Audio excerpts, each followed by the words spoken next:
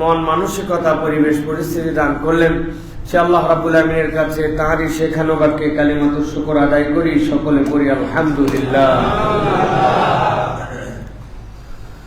দরুদ এবং সালাম বর্ষিত হোক মানবতার মহান মুক্তির দূত আকায়ে নামদার তাজেদারে মদিনা, আপনার আমার প্রিয় রাসূল জনাবে মুহাম্মদুর রাসূলুল্লাহ সাল্লাল্লাহু আলাইহি ওয়াসাল্লামের প্রতি। সম্মানিত হাজিরিন, আজকের এই জুমা পূর্ব সংক্ষিপ্ত অধিবেশনে আমরা কোরআনুল কারীমের অত্যন্ত গুরুত্বপূর্ণ একটি সংজ্ঞা, যেই সংজ্ঞার উপরে সংক্ষিপ্ত সময়ে কিছু কথা শুনব।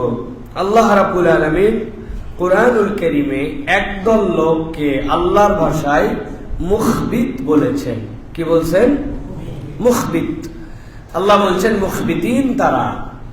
তো আজকে আমরা মুখবিতিন কারা এবং কোন গুণাগুণের কারণে এই মানুষগুলো আল্লাহর কাছে মুখবিত হিসাবে পরিগণিত, সে বিষয়ের উপরে আমরা সংক্ষিপ্ত কিছু কথাবার্তা শুনবো ইনশাআল্লাহ।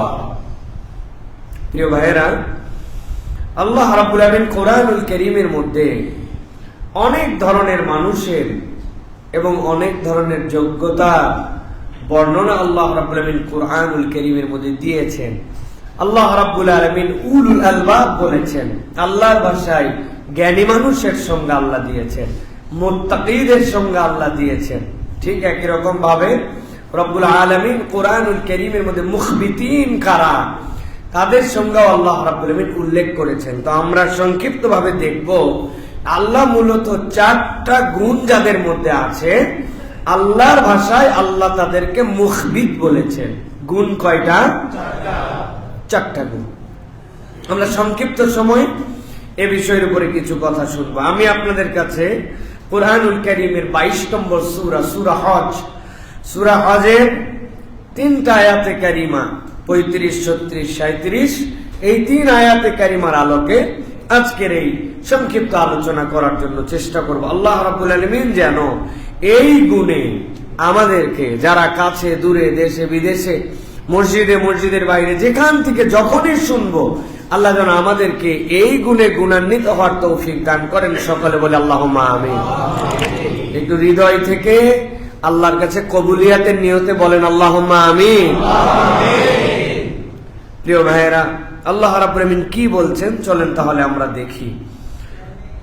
আল্লাহ রাব্বুল আমিন বলছেন, ওয়ালিকুল্লি উম্মাতিন জাআলনা মানসাকা। আল্লাহ রাব্বুল আমিন বলছেন, দুনিয়ার মানুষ জেনে রাখো, আল্লাহ রাব্বুল আমিন পৃথিবীর যত উম্মত প্রেরণ করেছেন সব উম্মতের জন্য নুসুক দান করেছেন। আল্লাহ রাব্বুল আমিন মানসাক করেছেন, কুরবানির একটা স্থল বানিয়েছেন। মুফাসসিরিনে কেরাম ব্যাখ্যা করছেন, আল্লাহ যেখানে মানসাক বলেছেন, এইটার মূল শব্দ নুসুক। নুসুক মূলত 3 ধরনের কাজের জন্য ব্যবহার হয়।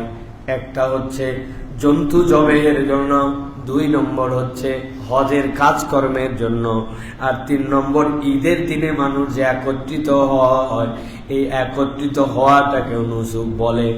নবীজি সাল্লাল্লাহু আলাইহি সাল্লাম হাদিসের মধ্যে বলেছেন, খুযু আন্নী মানাসিকাকুম, তোমরা আমার থেকে হজ শিখে নাও। তাহলে এই নুসুকের মানে হজের জন্য যে নিয়ম কানুন, ওইটাও যেরকম নুসুক।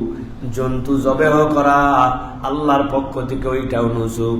আবার যখন মানুষ ঈদের দিনে একত্রিত হয়, ওইটাকেও নুসুক বলা হয়। আল্লাহ বলছেন, ওয়ালিকুল্লি উম্মাতিন জাআলনা মানসাকা। আল্লাহ বলছেন, প্রত্যেকটা উম্মত আমি দুনিয়াতে যাদেরকে প্রেরণ করেছি, প্রত্যেকটা উম্মতের জন্য আমি আল্লাহর পক্ষ থেকে একটা উৎসব, একটা আমল, একটা নির্ধারিত আল্লাহর জন্য উৎসর্গ করার একটা পদ্ধতি আমি উম্মতদের দান করেছি।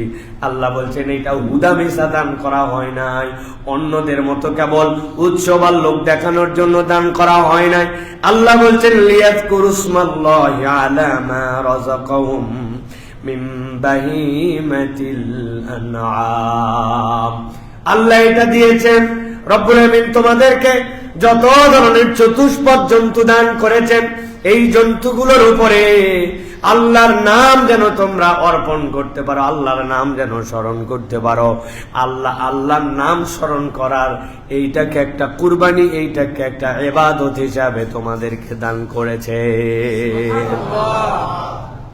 কিন্তু অদ্ভুত ব্যাপার, একবার যদি আমরা লক্ষ্য করি, রব্বুল আমিন এখানে আপনার আমার জন্য যে মানসাক করলেন, এইটা সম্পূর্ণ ব্যতিক্রম একটা জিনিস। পশুর ক্ষেত্রে আপনি নিয়ত করেছেন আমি মসজিদে 100 টাকা দান করব, বলেন তো আপনি মসজিদে এই টাকা দান করে দিলেন, এরপরে এই 100 টাকা দানের থেকে আপনি কোনো ফায়দা, কোনো উপকার গ্রহণ করতে পারবেন? আপনি ফকিরকে দিয়েছেন 500 টাকা, দিয়ে বলতেছেন এইটা তোরে দান করলাম, তবে আমার বাড়িতে 2 দিন এসে তুই একটুখানি ঝাড়ঝাঁটা দিয়ে যাবি, আমার বাড়িটা একটু মুছে দিয়ে যাবি। তাহলে বলেন তো ওইটা কি দান হিসেবে তাহলে বিবেচিত হবে? কথা বলেন, দান হিসেবে বিবেচিত হবে? আপনি যে হজের জন্য টাকা জড়ো করলেন, করার পরে হজের জন্য আপনি হজ করলেন, হজ করার পরে আপনি বলতে পারবেন না যেই টাকাটা আমি খরচ করলাম এখান থেকে আমি আবার কিছু ফায়দা নিতে পারি কিনা। আপনার এর দ্বারা সম্ভব নয়। কিন্তু একমাত্র আল্লাহর জন্য আপনি যেই পশুর উপরে জবেও করতেছেন, আল্লাহ বলছেন আমি আমার গোলামদের জন্য এত বড় নিয়ামত এইটাকে বানাইছি, আমার জন্যই আমার দেওয়া পশুতে তার টাকায় কিনে কুরবানি করলো, আমার নাম তার উপরে জপ করলো, ওই নাম জপ করাটুকুই তার ইবাদত হয়ে গেল। এরপরে ওই পশুটুকুকে আবার আমি আল্লাহ তার মালিকানায় দিয়ে দিলাম। উম্মতে মুহাম্মাদী ছাড়া কারো জন্য এটা ছিল না। আগেকার উম্মতের জন্য নির্ধারিত পদ্ধতি ছিল, যদি কেউ কোনো পশু জবেহ করে, করার পরে রাত্রেবেলা সন্ধ্যাবেলা ওইটাকে বাইরে রেখে দিয়ে আসতে হতো। ফজরের পরে যখন সকাল হতো, যাওয়ার পরে যদি দেখা যেত আসমান থেকে কোনো উল্কাপিণ্ড, কোনো আগুন এসেছে, আসার পরে যেই পশুটা মাঠের মধ্যে যেখানে রেখে আসছিল ওইটা ছাই হয়ে গেছে, ভস্মীভূত হয়ে গেছে, তাহলে বুঝে ফেলতো মানুষ আমার আল্লাহর জন্য যে কুরবানি করেছি সেইটা কবুল। আর যারটা সকালবেলা দেখা যাচ্ছে আস্ত আছে, আগের মতোই আছে, তাহলে বোঝা যেত তার এই কুরবানির মধ্যে ভেজাল আছে, আল্লাহ রব্বুল আলামিন কবুল করেন নাই। আপনাকে আমাকে রব্বুল আলামিন এই বাহ্যিক অপমান থেকেও রক্ষা করেছেন, কেননা আপনার আমার যে কামাইয়ের লেভেল, যদি আল্লাহর পক্ষ থেকে বিধান থাকতো তাহলে মাঠকে মাঠ দুর্গন্ধ হয়ে যেত।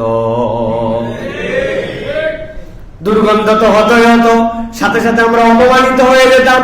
আল্লাহ রাব্বুল আমিন এই জন্য বলছেন, বান্দা আমি তোর জন্য যে নিয়ামত দিলাম, মা রাযাকাকুম মিন বাহিমাতিল আনআম, আমি রব্বুল আমিন তোকে এই বাহিমাতুল আনআম গুলাও দিয়েছি, এই পশুগুলাও আমি তোকে দিয়েছি।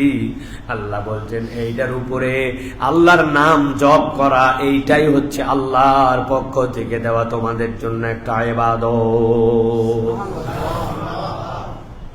আল্লাহ রাব্বুল আমিন বলছেন ফাইলাহুকুম ইলাহু ওয়াহিদ, জেনে রাখো তোমাদের সকলের ইলাহ এক। যত উম্মত যাদেরকে যেটাই দেওয়া হোক ইলাহ হিসাবে সকলের ইলাহ হচ্ছেন আল্লাহ। আল্লাহ এর পরে বলছেন নবী আপনি জানান ফালাহু আসলিমু, অতএব ইলাহ যদি একজনই হন, এদিক সেদিক কেন তোমরা আত্মসমর্পণ করো। আত্মসমর্পণ যদি করতে চাও আল্লাহর কাছে আত্মসমর্পণ করো। ওয়াবাশশিরিল মুখবিতিন, আর আমার পয়গম্বর যারা দুনিয়ার বুকে মুখবিত, আপনি তাদেরকে আল্লাহর পক্ষ থেকে সুসংবাদ দিয়ে দেন। আল্লাহর পক্ষ থেকে মুখবিতদেরকে আপনি শুভ সংবাদ দেন। আল্লাহ রাব্বুল আমিন বলছেন ফালাহু আসলিমু, আল্লাহর কাছে তুমি আত্মসমর্পণ করো, আল্লাহর কাছে তুমি মুসলমান হিসেবে পরিগণিত হও। উদখুলু ফিস সিলমি কাফা, ধানায় বানাই করে নয়, পূর্ণ আল্লাহর কাছে ঈমান নিয়ে আল্লাহর কাছে তুমি প্রবেশ করো।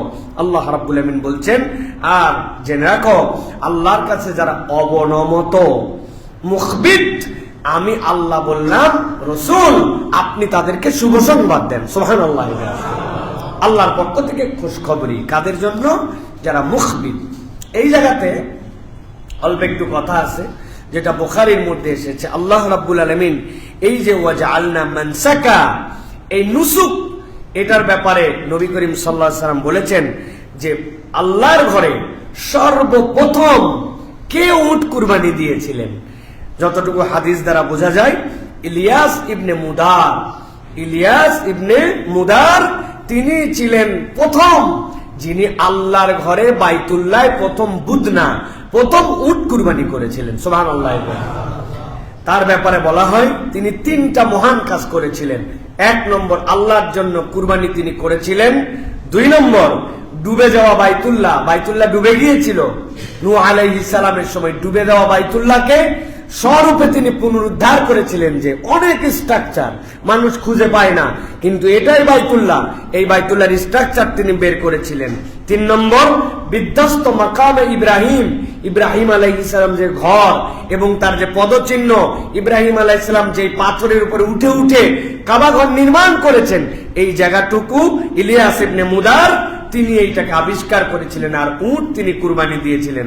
কিন্তু ইলিয়াস ইবনে মুদারের আগে অনেকেই চেষ্টা করছেন, কিন্তু তার মতো পূর্ণাঙ্গভাবে সফল হন নাই কেউ। তিনি প্রথম আল্লাহর ঘরের ভিত্তিতে আবার আল্লাহর ঘর স্থাপন করেছেন, এজন্য তিনি অনন্য মানুষ ছিলেন। ইলিয়াস ইবনে মুদার, তার স্ত্রী, তার নাম ছিল খিন্দাক। এই খিন্দাক ইলিয়াস ইবনে মুদার যখন মারা যান, তখন তিনি মান্যত করলেন যে আমি প্রত্যেক বৃহস্পতিবার আল্লাহর কাছে কান্নাকাটি করব। 2 নম্বর, আমি আর জীবনে কখনো ঘরে বাহিরে কখনো সুগন্ধি লাগাবো না। আর 3 নম্বর, বিলাপ করে তিনি কান্নাকাটি করবেন। আল্লাহ রাব্বুল আলামিন এই বিলাপ করা অথবা এই ধরনের অমূলক কসম করা এইগুলা পছন্দ করেন নাই। তবে এইটার কারণে ইলিয়াস ইবনে মুদারকে অনেকেই একটু অপছন্দ করতো, যে এই লোকের কারণেই তো এই মহিলা এই সিদ্ধান্ত নিল। একই সাথে তিনি সিদ্ধান্ত নিলেন, তিনি যেহেতু তার স্বামী মারা গেছে, এই কাবার আশপাশে তিনি কখনো ঘর বানাবেন না, ঘরহীন তিনি থাকবেন। এই কাজগুলি ইসলাম পূর্ণাঙ্গ রূপে এলাও করে না। কিন্তু ইলিয়াস ইবনে মুদার যে অবদান ছিল তার, রাসূলুল্লাহ সাল্লাল্লাহু আলাইহি ওয়াসাল্লাম বললেন, যেটা আসছে ইমাম মুহাইলি, তার থেকে তিনি বলছেন, নবীজি বলেছেন, তোমরা ইলিয়াসকে কখনো খারাপ বলো না, কেননা আমি সাক্ষ্য দিচ্ছি যে সে মুমিন বান্দা ছিল। সুবহানাল্লাহ। মুমিন মানে কি? আল্লাহ রাব্বুল আলামিন এই আয়াতে কারিমার মধ্যে তার একটা পরিচয় দিয়েছেন, ওয়ালাহু আসলিমু ওয়া বাশশিরিল মুখবিতিন। তিনি ছিলেন আল্লাহর কাছে একজন বিনয়ী বান্দা। সুবহানাল্লাহ। আল্লাহ রাব্বুল আলামিন এবার পরিচয় দিচ্ছেন দুনিয়ার মানুষ, যাদেরকে আমি রব্বুল আলামিন নবীর মাধ্যমে বললাম, দুনিয়ার মানুষ তাদের পরিচয় জানো নাকি? ওয়া বাশশিরিল মুখবিতিন। মুখবিতিন কারা? মুফাসসিররা ব্যাখ্যা করছেন, গভীর মনোযোগে বোঝেন, আগে সংজ্ঞাটা বুঝে নেই আমরা, যে আল্লাহ রাব্বুল আলামিন মুখবিত শব্দ দ্বারা কি বুঝিয়েছেন। আরবিতে খাবাত শব্দের অর্থ হচ্ছে নিম্নভূমি। একটা ভূমি আছে উচ্চভূমি, আর একটা হচ্ছে খাবাত মানে হচ্ছে নিম্নভূমি। উচ্চভূমির পানিগুলা যখন বর্ষা হয় নিম্নভূমির দিকে গড়ায় যায়। একটা বরেন্দ্র ভূমি বলা হয় যেগুলা লেয়ার বাই লেয়ার উঁচু, আরেকটা হচ্ছে নিম্নভূমি। এমন ব্যক্তিকে খাবিত বলা হয় যেই ব্যক্তি নিজের যোগ্য অবস্থান থাকার পরে অহংকারী হয় না, বরং ওই মানুষটা নিজেকে নিচু মনে করে। মুফাসসিররা ব্যাখ্যা করছেন, হযরতে কাতাদা এবং ইমাম মুজাহিদ বলছেন, মুখবিত মানে আর কিছুই নয়। মুখবিত মানে দুনিয়ার বুকে যেই মানুষটা বিনয়ী, যেই মানুষটার সবসময় বিনয় অবনত ভাবে চলে, আল্লাহর কাছে তারাই হচ্ছে মুখবিত। আর আল্লাহ বলছেন বিনয়ী মানুষদের জন্য নবী আপনি জানান, তাদেরকে আল্লাহর পক্ষ থেকে শুভ সংবাদ দেওয়া হয়েছে।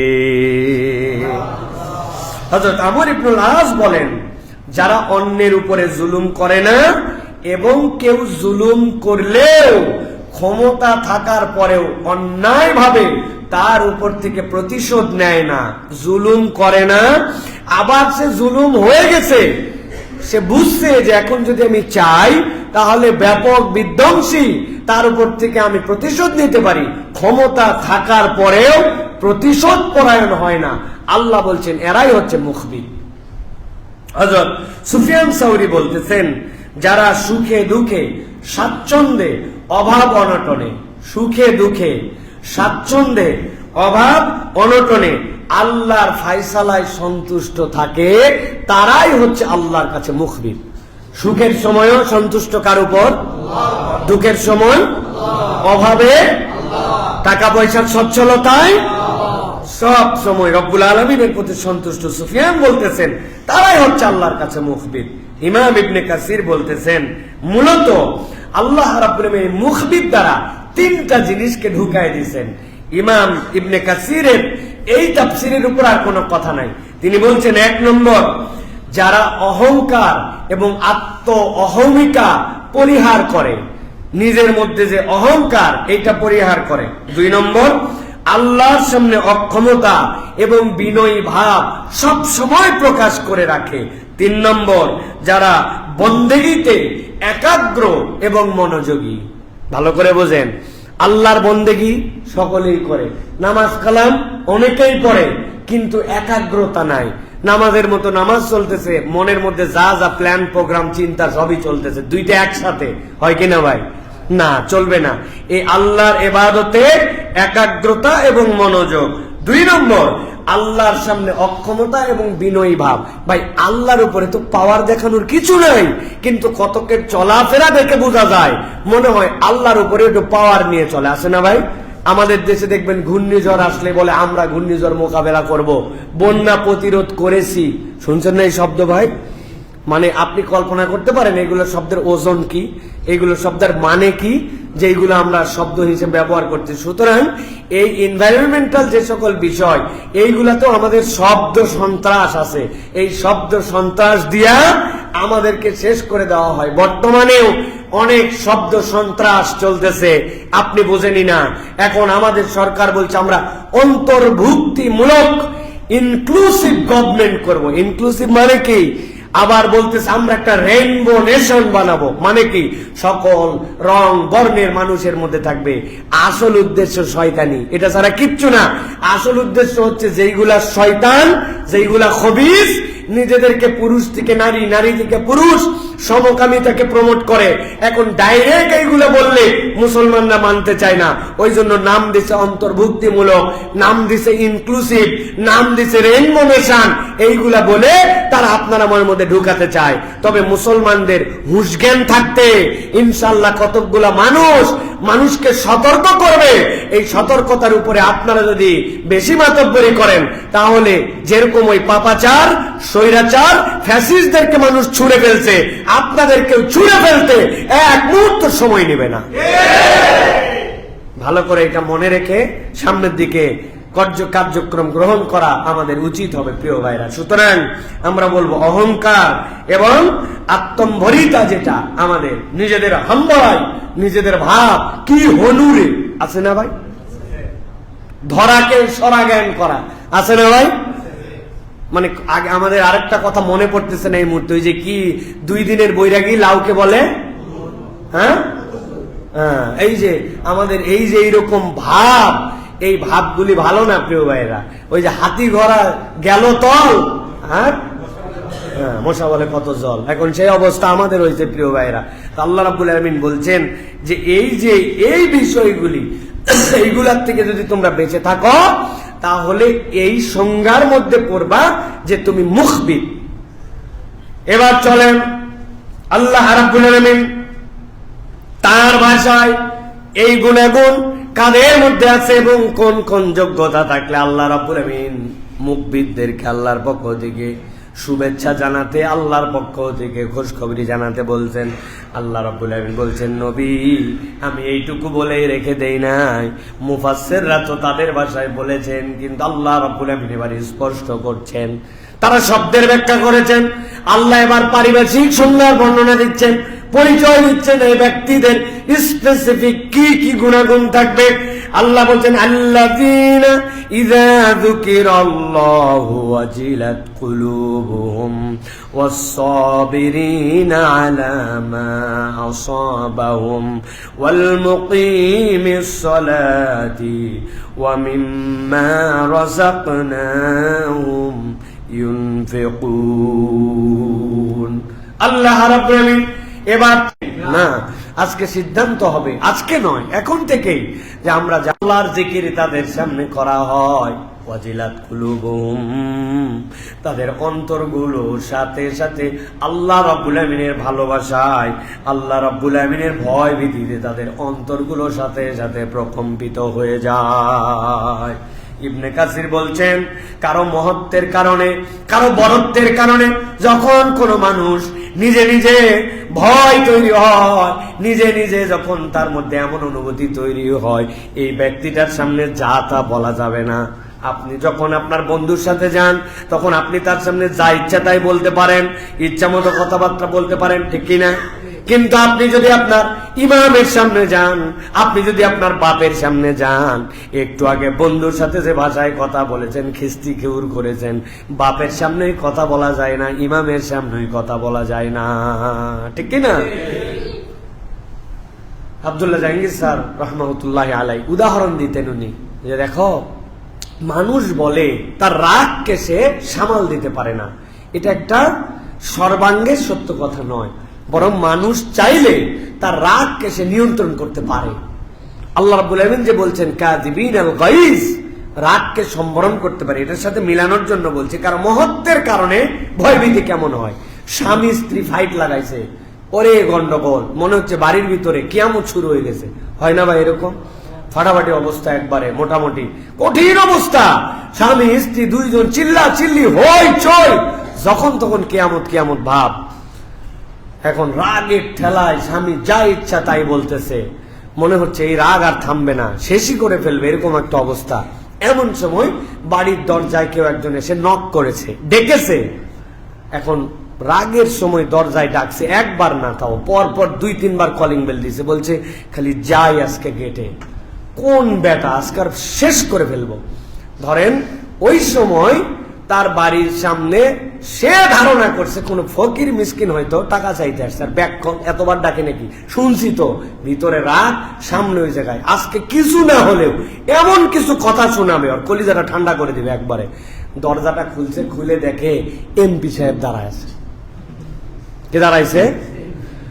এমপি সাহেবকে দেখেন, ভাই আপনি কিরকম করে গেছিল মোশানটা? মোশান গেছিল বক্সিং নিয়ে, এক করে নাক মুখ সব উড়ায় ফেলবে, আর এমপি কে দেখে পানি হয়ে গেছে। ভাই আপনি আসবেন আমার বাড়িতে, একটু বলে আসবেন না?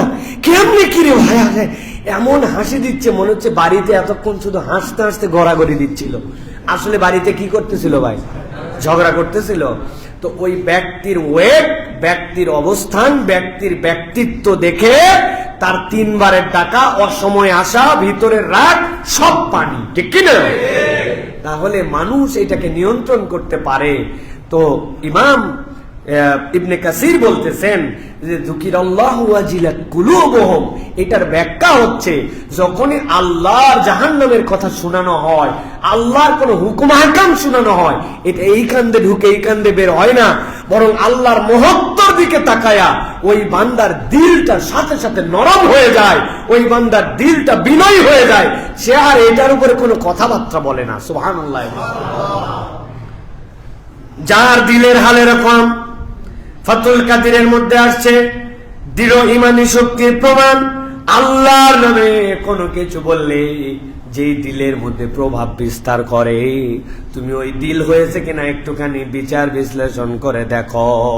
যদি ওই দিল থাকে, আল্লাহ বলছেন ওই বান্দা আল্লাহর কাছে মুখবিতিনদের মধ্যে অন্তর্ভুক্ত।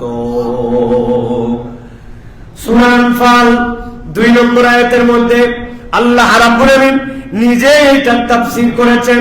আল্লাহ রাব্বুল আমিন যে বললেন ইযা যুকিরাল্লাহু ওয়াজিলাত কুলুবুহুম, এইটার ধারণাটা কি?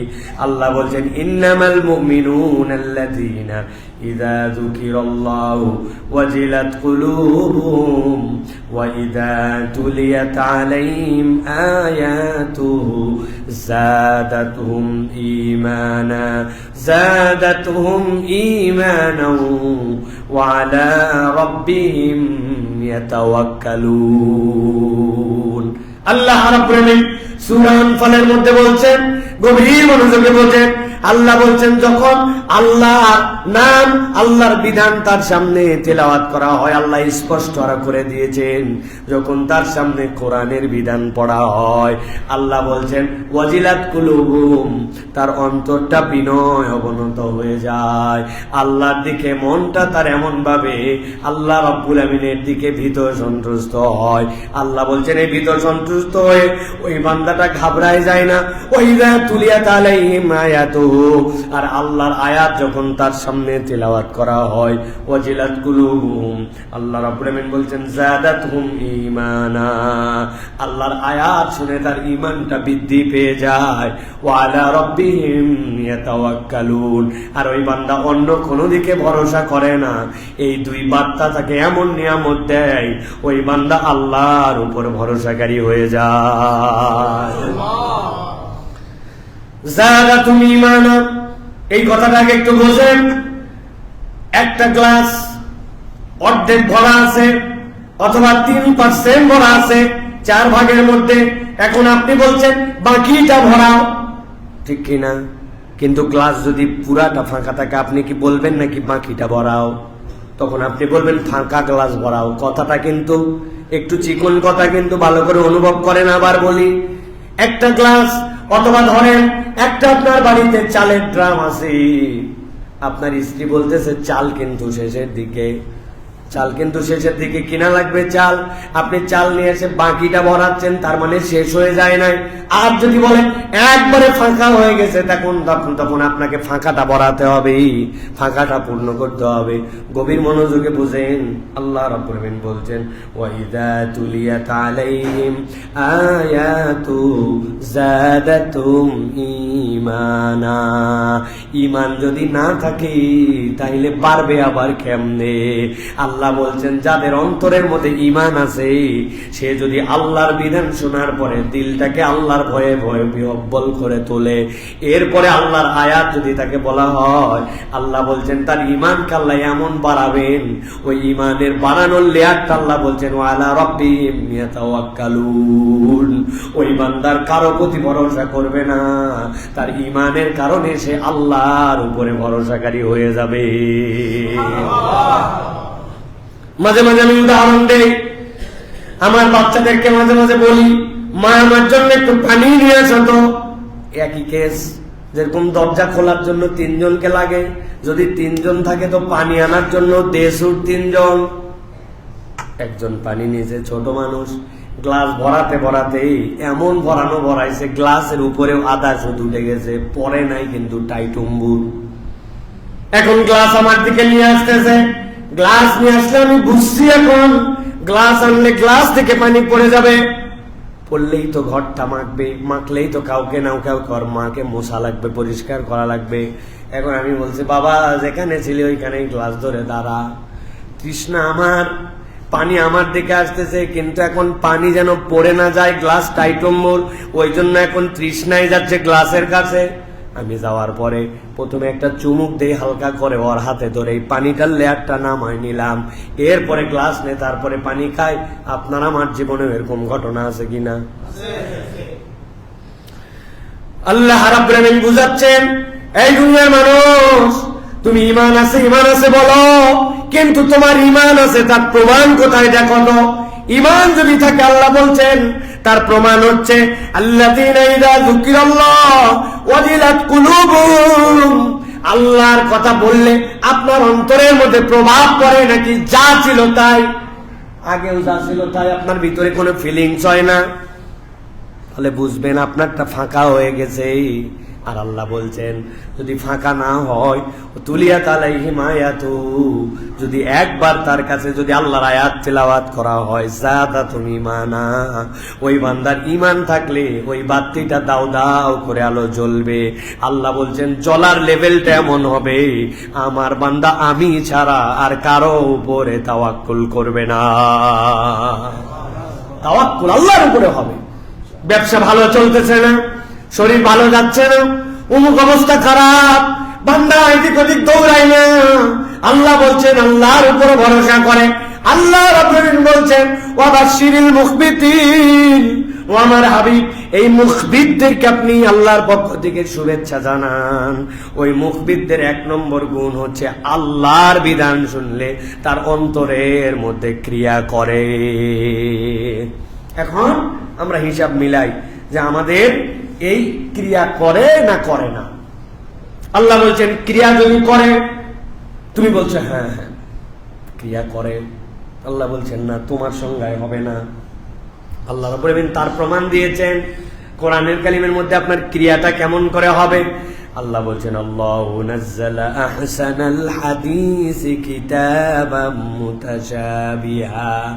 মুতাশাবিহাম মাসানিয়া তাকশাইরু মিনহু জুলুদুল লাযিনা ইয়াখশাউনা রাব্বাহুম সুম্মা তালিনু জুলুদুহুম ওয়া কুলুবুহুম ইলা যিকরিল্লাহ যালিকা হুদাল্লাহি ইয়াহদি বিহি মান ইয়াশা। আল্লাহ বলছেন এই দুনিয়ার মানুষ, তুমি মাঝে মাঝে না বলো অমুক কথা শুনে গায়ে তাকায় দেখেন আমার পছন্দ হারায় গেছে, বলি না আমরা? ভয়ে আমার পিলা চমকায় গেছে, পিছন দিক থেকে মনে হয় একটা ঠান্ডা নেমে পা দিয়ে নেমে গেছে, বলি কিনা আমরা?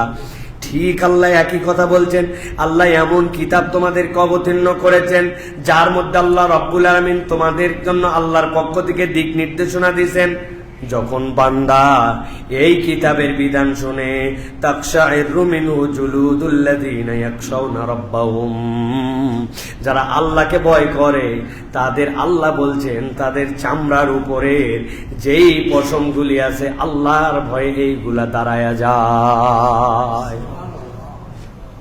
আল্লাহ বলছেন অনুভূতির লেভেলটা এমন হয় যে যখন সেরকম আল্লাহর ভয়ে ভীত বিহ্বল হয়, সুম্মা তালিনু জুলুদুহুম ওয়া কুলুবুহুম লিযিকরিল্লাহ, ভয় পাইছি বিরাট ভয়। আল্লাহ বলছেন এইটার কোনো ভ্যালু নাই, এমন ভয় পাইছে আল্লাহ বলছেন এরপরে তার পুরা শরীর আর তার অন্তর আল্লাহর জিকিরে নিমজ্জিত হয়ে যায়। সুম্মা তালিনু জুলুদুহুম ওয়া কুলুবুহুম, শরীরও যেরকম অবনত হয় অন্তর অবনত হয়। আমি আল্লাহকে ভয় করি ইনশাআল্লাহ বলি, কিন্তু কাজ হয় না। আল্লাহ বলছেন আল্লাহর ভাষা কেবল ভীত বহব্বলি হয় নাই, তোমার অন্তর তোমার শরীর আল্লাহর জন্য বিনম্র হয়ে গেছে।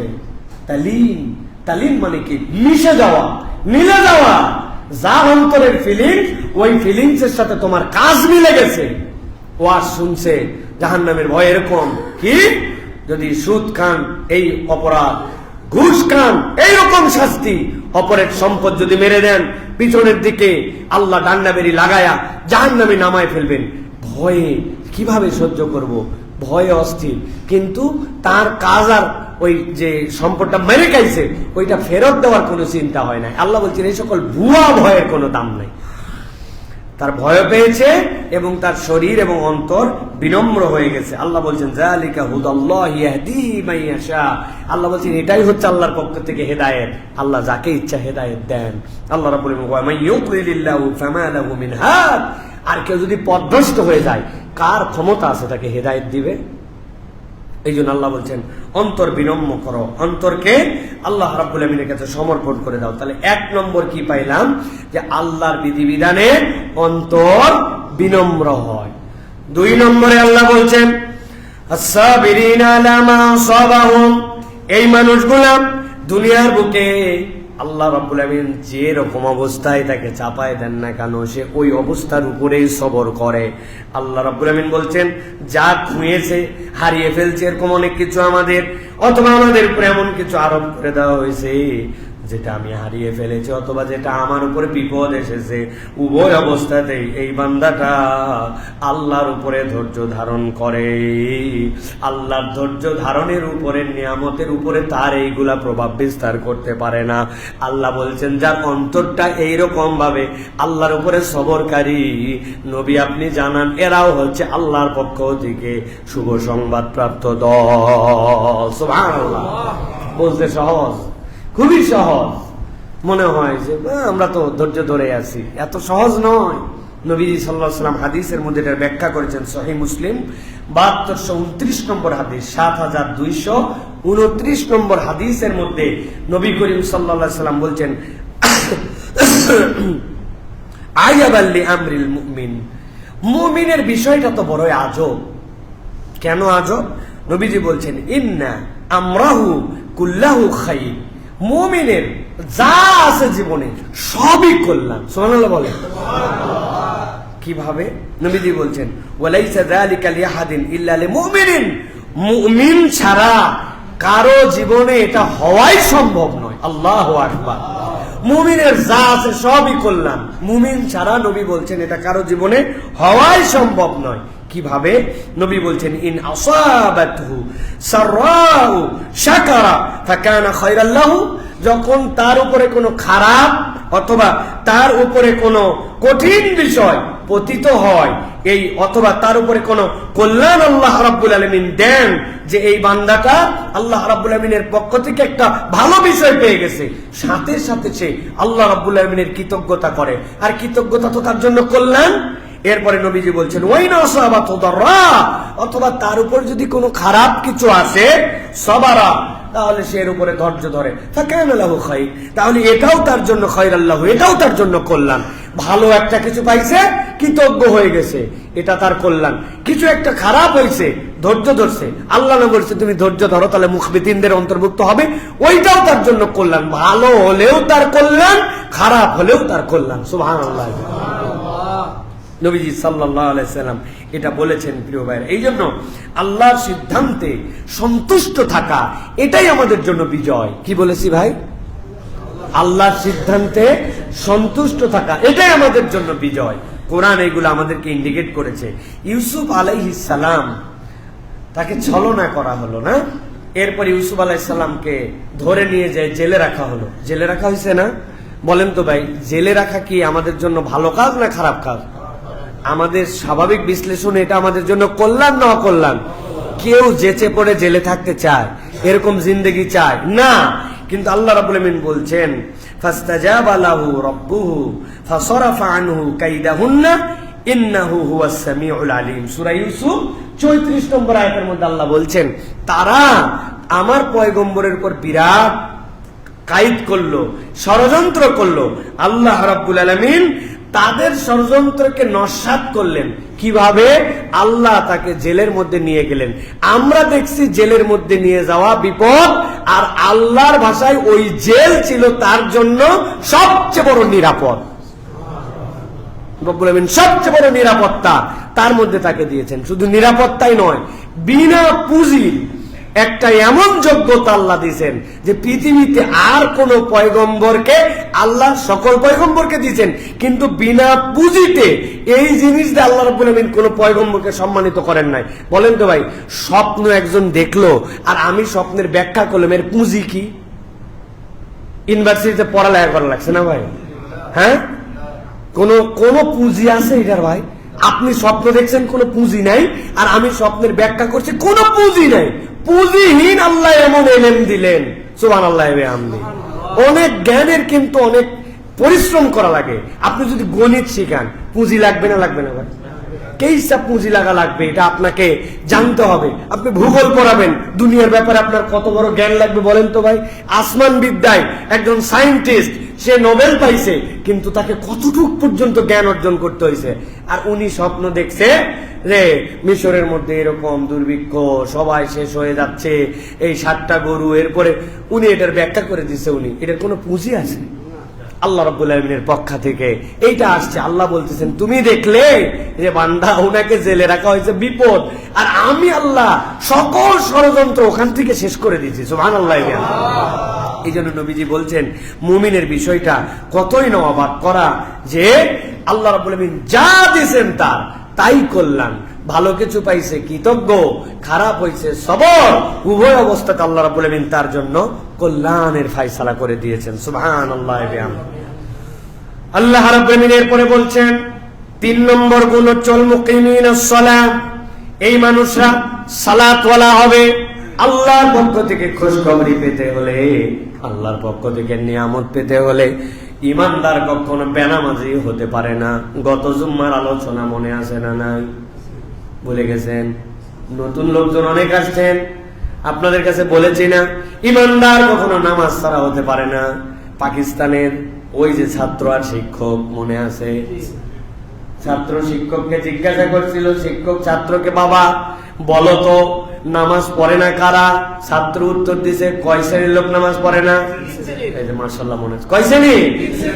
আবার মনে করাই দেয়, ভালো করে দেখেন, হিসাব মিলাই নেন।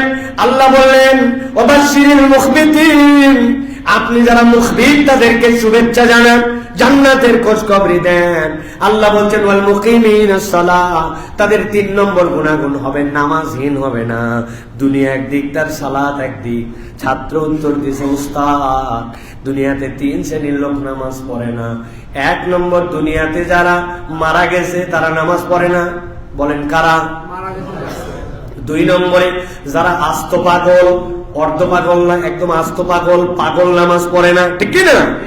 আর 3 নম্বর বলছে, ওই ছেলে ওস্তাদ আমি যতটুকু দেখছি কোন অমুসলমান নামাজ পড়ে না। তাহলে নামাজ পড়ে না কয় ধরনের লোক? কথা বলেন সবাই, বলেন নাই কারা? আরেকবার বলেন, কয় ধরন? 1 নম্বরে যারা মারা গেছে, বলেন যারা। 2 নম্বর যারা। 3 নম্বর যারা অমুসলমান। অমুসলমান এবার উত্তর দিবেন, একে একে জিজ্ঞাসা করবো, আপনি আমি কি মারা গেছি? বুঝে বল, মারা গেছি। আপনি আমি কি পাগল? আপনি আমি কি অমুসলমান?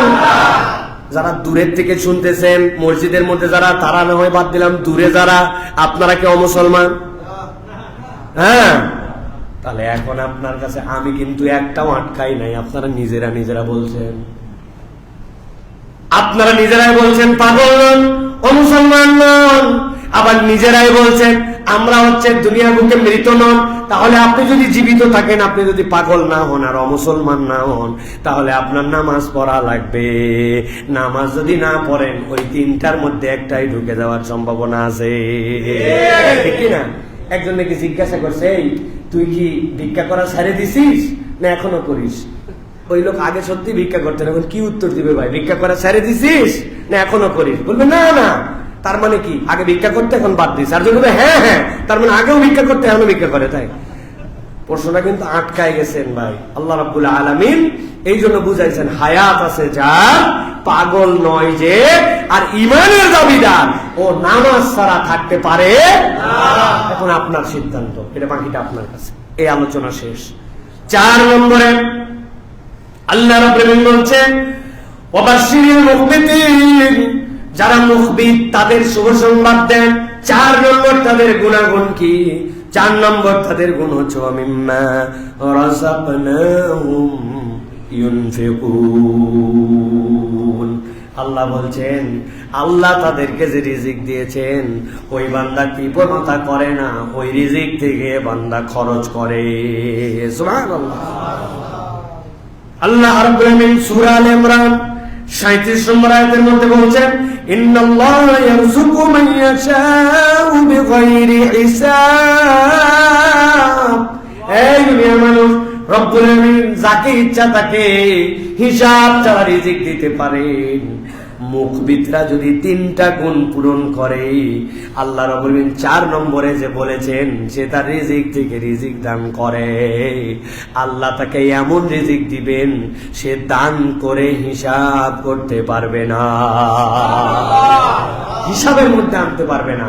আল্লাহ রাব্বুল আলামিন তার যে গুনাহগুণের কথা বলেছেন, যে 1 নম্বর সে যদি যুকিরাল্লাহু ওয়াজিলাত কুলুবুহুম, 2 নম্বর যদি ওই বান্দা আস-সাবিরিন আলা মা সাবাহুম, তার হালতের উপর সে যদি সবরকারী হয়, আর 3 নম্বর যদি নামাজি হয়, আল্লাহ বলছেন তার 4র্থ গুণ হবে ওয়া মিম্মা রাযাকনাহুম ইউনফিকুন, সে আল্লাহর দেওয়া রিজিক থেকে দান করে। কিন্তু আল্লাহ বলছেন, আল্লাহ তো রিজিক দেয়, দানও করে, কিন্তু আল্লাহ তাকে কি দিবেন? ইন্নাল্লাহা ইয়ারযুকু মান ইয়াশাউ বিগাইরি হিসাব। আল্লাহ যাকে ইচ্ছা তাকে হিসাব ছাড়া রিজিক দিবেন। ওই হিসাব ছাড়া রিজিক অন্য কেউ পাবে না, মুখবিত বান্দারা পাবে। সুবহানাল্লাহ। ইমাম ইবনে আশুর রাহমাতুল্লাহি আলাইহি আত-তাহরীব ওয়াত তানওয়ীরের মধ্যে বলছেন বান্দা একটু ভালো করে বোঝো, আল্লাহ বলছেন হিসাব ছাড়া রিজিক দেন। অনেকেই বলে আল্লাহ আমাকে অনেক দিছে ভাই, তার মানে বুঝেন আপনি বেহিসাব দেয় নাই। আল্লাহ যেটা দিছে আপনি গুনতে পারবেন না, গুনতে না পারার মানে হচ্ছে ওটা বেহিসাব। সুবহানাল্লাহ বলেন। আপনি যদি গুনতেই পারেন, হিসাবের মধ্যে আনতে পারেন, তাহলে কেমনে হলো? আল্লাহ আপনাকে হিসাবের মধ্যে মিলাতে দিবে না। কেমনে চলে যায়, কেমনে পার হয়, কোন থেকে আসে, আমার হিসাবে কুলায় না। রব্বুল আলামিন বলছেন ওইটাই না হচ্ছে বেগাইরি হিসাব। আল্লাহ রব্বুল আলামিন তোমাকে অজস্র দিবেন। ওইটার ধরন কি? আল্লাহ কুরআনুল কারীমের সূরা আলে ইমরানের 73-74 নম্বর আয়াতের মধ্যে আল্লাহ সেটারও ধারণা দিয়েছেন। কুল ইন্নাল ফাদলা বিয়াদিল্লাহি ইউতিহি মান ইয়াশা ওয়াল্লাহু ওয়াসিউন আলিম। আল্লাহ বলছেন বান্দাদেরকে বলেন দুনিয়ার যত ফদল, দুনিয়ার যত নিয়ামত সবগুলা আল্লাহর হাতে। কার হাতে? ইউতিহি মান ইয়াশা, আল্লাহ যাকে ইচ্ছা তাকে দেন। যাকে ইচ্ছা মানে কি? আল্লাহ বলছেন বাশিরিল মুখবিতিন, আপনি মুখবিতদেরকে শুভ সংবাদ দেন। আল্লাহ বোঝাতে চান রব্বুল আমিন যাকে ইচ্ছা মানে আমার কোয়ালিটির মধ্যে যে আসছে আমি ওই বান্দাদেরকে নিয়ামত দেই। আল্লাহু ওয়াসিউন আলিম, আল্লাহ মহা প্রশস্ত সর্বজ্ঞ। আল্লাহু ওয়াসিউন আলিম। আল্লাহ যদি বাঁচায় রাখে আমাকে, শুধু এই আয়াতের উপর একদিন একটা খুতবা দেব ইনশাআল্লাহ। ওয়াসে মানে কি, আলিম মানে কি, আল্লাহ কি বার্তার মধ্যে ঢুকাইছেন আল্লাহ নিজে একটু ব্যাখ্যা করছেন। ইয়াখতাসু বিরহমাতিহি মান ইয়াশা ওয়াল্লাহু যুল ফাদলিল আযীম। আল্লাহ বলেন আল্লাহ যাকে ইচ্ছা তাকে আল্লাহ নির্বাচিত করে নেন। সুবহানাল্লাহ বলেন। সুবহানাল্লাহ। ইয়াখতাসু বিরহমাতিহি মান ইয়াশা, রব্বুল যাকে ইচ্ছা তাকে নির্বাচিত করেন। ইয়াখতাসু মানে নির্বাচিত করা, খাস করা। আল্লাহ বলছেন আল্লাহু যুল ফাদলিল আযীম, আল্লাহ রাব্বুল আলামিন সর্বজ্ঞাত, তার কাছে যত ফদল আছে। সুবহানাল্লাহ। নবীজি সাল্লাল্লাহু আলাইহি ওয়াসাল্লাম এটার একটা উদাহরণ দিয়েছেন যে এটা কিভাবে ওয়াসিউন আলিম আর যুল ফাদল কিভাবে হতে পারে। নবীজির উদাহরণ খেয়াল করেন। নবীজি বলছেন তোমাদের আর ইহুদি নাসারাদের দৃষ্টান্ত হচ্ছে ওই লোকের মতো। তোমরা মানে কারা? আমরা। আমরা বলেন তোমরা কারা? ঈমানদারেরা।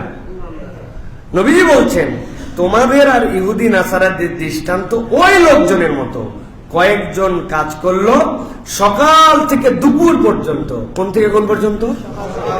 সকাল থেকে দুপুর পর্যন্ত কাজ করছে, সেই 5টা আর দুপুর 2টা, 6, 7, 8, 9, 10, 11, 12, 1, 2, 9 ঘন্টা কাজ করে 1 রাত পারিশ্রমিক পাইছে। কতটুকু পাইছে? আর একদল লোক কাজ করছে দুপুরের ব্রেকের পর থেকে বিকাল পর্যন্ত। দুপুর শুরু হয়েছে 3টা, বিকাল 5টায় শেষ। 2, 3, 4, 5, 3 ঘন্টা। একদল লোক কাজ করছে কতক্ষণ? 6 ঘন্টা। পাইছে কত? 1 কিরাত। 1 কিরাত মানে একটা পরিমাণ, 1 কিরাত টাকা পাইছে। আরেক দল কাজ করছে 3 ঘন্টা, দুপুর থেকে বিকাল। আবহাওয়া ভালো, পরিবেশও সুন্দর, সেও পাইছে 1 কিরাত। এখন এইটা পাওয়ার পরে বিকাল থেকে সূর্যাস্তবতী এই কাজ করছে, কাজ করে পাইছে 2 কিরাত। বিকাল থেকে সূর্যাস্ত পর্যন্ত কাজ করে পাইছে 2 কিরাত।